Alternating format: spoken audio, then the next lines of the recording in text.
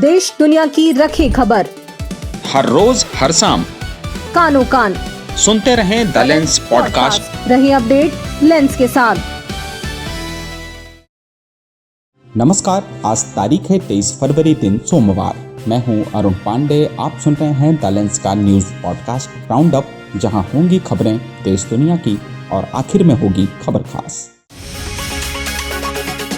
भारत ने वाशिंगटन जाने वाले अपने व्यापार प्रतिनिधिमंडल के दौरे को इस सप्ताह के लिए स्थगित कर दिया है। यह फैसला अमेरिकी सुप्रीम कोर्ट के उस फैसले के बाद लिया गया जिसमें राष्ट्रपति डोनाल्ड ट्रंप द्वारा लगाए गए टैरिफ को खारिज कर दिया गया था। वाणिज्य मंत्रालय के एक सूत्र के हवाले से रॉयटर्स ने रिपोर्ट की है कि शुक्रवार को कोर्ट फैसले के बाद टैरिफ को लेकर पैदा हुए असमंजस के कारण दोनों देशों के अधिकारियों के बीच चर्चा के बाद यह यात्रा टाल दी गई। प्रतिनिधिमंडल रविवार को रवाना होने वाला था ताकि भारत अमेरिका के बीच प्रस्तावित अंतरिम व्यापार समझौते को अंतिम रूप दिया जा सके। इस यात्रा को लेकर अभी तक कोई नई तारीख तय नहीं की गई है। गौरतलब है कि अमेरिकी सुप्रीम कोर्ट ने ट्रंप के रेसिप्रोकल टैरिफ को अवैध करार दिया था, जिसके जवाब में ट्रंप ने शनिवार को सभी देशों से अमेरिकी आयात पर 15% का अस्थायी टैरिफ लगा दिया।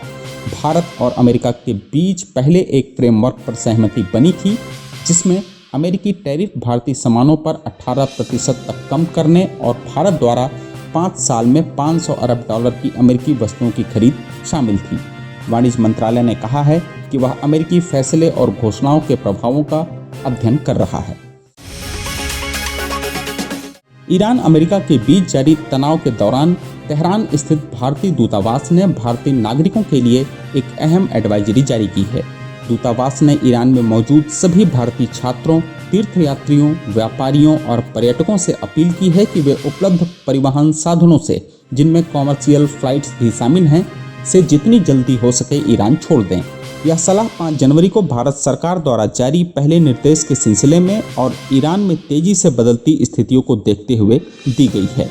यह चेतावनी ऐसे समय में आई है जब ईरान में छात्रों के विरोध प्रदर्शन जारी हैं और तेहरान वाशिंगटन के बीच तनाव चरम पर है। परमाणु समझौते को लेकर चल रही बातचीत के अगले दौर की पुष्टि ओमान के विदेश मंत्री ने की है, जो 26 जनवरी को जेनेवा में होगी। इससे पहले अमेरिकी राष्ट्रपति डोनाल्ड ट्रंप ने ईरान को 10 से 15 दिनों में समझौता करने की चेतावनी दी थी। लोकसभा अध्यक्ष ओम बिरला ने पक्ष और विपक्ष के नेताओं को एक साथ लाते हुए 60 से अधिक देशों के साथ संसदीय मैत्री समूह का गठन किया है। इस पहल का मकसद वैश्विक कूटनीति को नई ताकत देना और भारतीय संसद को दुनिया की विभिन्न संसदों से नियमित संवाद के जरिए मजबूत बनाना है। इन समूहों में सत्ता पक्ष और विपक्ष के कई दिग्गज नेता शामिल हैं। पी चिदम्बरम, शशि थरूर, रविशंकर प्रसाद, अखिलेश यादव, असदुद्दीन ओवैसी, सुप्रिया सुले, अनुराग ठाकुर, कानी मोची, हेमा मालिनी, राम गोपाल यादव और डेरेक ओब्रायन जैसे कद्दावर सांसद विभिन्न महत्वपूर्ण देशों के साथ समन्वय की जिम्मेदारी संभालेंगे। ये मैत्री समूह श्रीलंका, जर्मनी, अमेरिका, रूस, ब्रिटेन, फ्रांस, जापान, सऊदी अरब, इजराइल, ऑस्ट्रेलिया, दक्षिण अफ्रीका समेत कई प्रमुख देशों के साथ बनाए गए हैं। उत्तराखंड के कोटद्वार में लगभग 1 महीने पहले हुई घटना के बाद सुर्खियों में आए जिम मालिक दीपक कुमार ने सोमवार को लोकसभा में विपक्ष के नेता राहुल गांधी से दिल्ली में मुलाकात की। यह मुलाकात सोनिया गांधी के आवास 10 जनपथ पर हुई। गौरतलब है कि करीब 1 महीने पहले 26 जनवरी को दीपक कुमार ने बजरंग दल की भीड़ के सामने खड़े होकर 70 साल के एक मुस्लिम दुकानदार वकील अहमद का बचाव किया था। दुकान के नाम से बाबा शब्द हटाने की मांग पर उन्होंने विरोध जताया और खुद को मोहम्मद दीपक बताकर एकता का संदेश दिया था, जिसका वीडियो पूरे भारत में सोशल मीडिया पर वायरल हो गया था। मुलाकात के बाद दीपक कुमार ने मीडिया को बताया कि राहुल गांधी ने उन्हें फ़ोन पर बुलाया था। उन्होंने उनके परिवार से बात की, पत्नी से चर्चा की और कहा कि आपने कोई गलत काम नहीं किया है, बल्कि बहुत अच्छा काम किया है और डरने की कोई ज़रूरत नहीं है। सबसे खास बात, राहुल गांधी ने वादा किया कि वे जल्द ही कोटद्वार जाएंगे और दीपक की जिम में सदस्यता लेंगे। दीपक ने यह भी साफ किया कि उनका राजनीति से कोई लेना देना नहीं है। उन्होंने सिर्फ इंसानियत के नाम पर आवाज उठाई थी।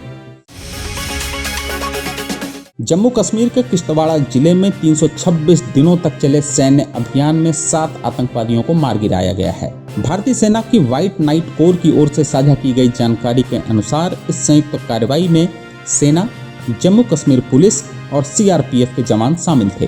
बेहद ऊंचे और दुर्गम इलाकों में ठंड, बारिश और बर्फबारी के बीच जवानों ने आतंकियों का पीछा किया।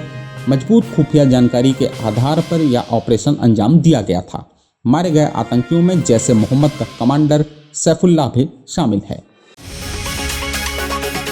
उधर मैक्सिको में सबसे बड़े ड्रग माफिया एल मेंचो की सेना की कार्रवाई में हुई मौत के बाद देश में हिंसा का दौर शुरू हो गया है। मैक्सिको रक्षा विभाग के अनुसार जलिस्को राज्य के तापलपा इलाके में विशेष अभियान के दौरान उन्हें घायल किया गया था। मैक्सिको सिटी ले जाते समय रास्ते में उनकी मौत हो गई। इस कार्रवाई में गोलाबारी हुई जिसमें कार्टेल के कम से कम 6 सदस्य मारे गए और 3 घायल हुए। बाद में उनकी भी मौत हो गई। 2 लोगों को गिरफ्तार किया गया है। साथ ही बख्तरबंद वाहन, रॉकेट लॉन्चर और अन्य हथियार जब्त किए गए। इस कार्रवाई में 3 सैनिक भी घायल हुए हैं जिनका इलाज चल रहा है। इस घटना के बाद से मैक्सिको में जगह जगह हिंसक प्रदर्शन शुरू हुए, जिसे देखते हुए भारतीय दूतावास ने अपने नागरिकों के लिए विशेष सतर्कता बरतने की सलाह दी है और हिंसा प्रदर्शन वाले इलाकों से दूर रहने को कहा है। और आखिर में जरा हटके में चलिए महाराष्ट्र के साउंडाला गांव, जो बन चुका है जाति मुक्त गांव। महाराष्ट्र का अहिल्यानगर जिला, जिसे पहले अहमदनगर के नाम से जाना जाता था, उसके गांव साउंडाला की पंचायत ने गांव को जाति मुक्त घोषित कर दिया है। यह फैसला 5 फरवरी को हुई ग्राम सभा की विशेष बैठक में सर्वसम्मति से पारित करने के बाद लिया गया। ग्रामीणों ने संकल्प लिया कि अब गांव में जाति आधारित कोई भेदभाव नहीं होगा। नारा अपनाया गया, आमची जात मानव, यानी मेरी जात मानवता है।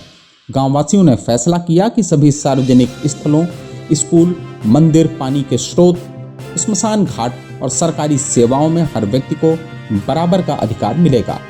जातिगत भेदभाव या सोशल मीडिया पर विभाजनकारी सामग्री शेयर करने पर सख्त कार्रवाई होगी। यह प्रस्ताव भारतीय संविधान की प्रस्तावना से प्रेरित है, जिसमें न्याय, समानता, स्वतंत्रता और बंधुत्व पर जोर दिया गया है। गांव के सरपंच शरद अरगड़े के नेतृत्व में यह कदम सामाजिक एकता को मजबूत करने वाला बताया जा रहा है। साउंडाला गांव के फैसले से उत्साहित कुछ संगठनों ने अब 5 फरवरी को अंतर्राष्ट्रीय जाति मुक्त दिवस के रूप में मान्यता देने का सुझाव भी दिया है। तो आज के लिए बस इतना ही। कल होगी फिर मुलाकात नई खबरों के साथ। खबरों को विस्तार से पढ़ने के लिए विजिट करिए हमारी वेबसाइट talents.in। यूट्यूब के अलावा हमारे पेज को एक्स, फेसबुक और इंस्टाग्राम पर भी फॉलो कर लें। शुक्रिया। देश दुनिया की रखी खबर हर रोज हर शाम कानो कान सुनते रहें द लेंस पॉडकास्ट। रहे अपडेट लेंस के साथ।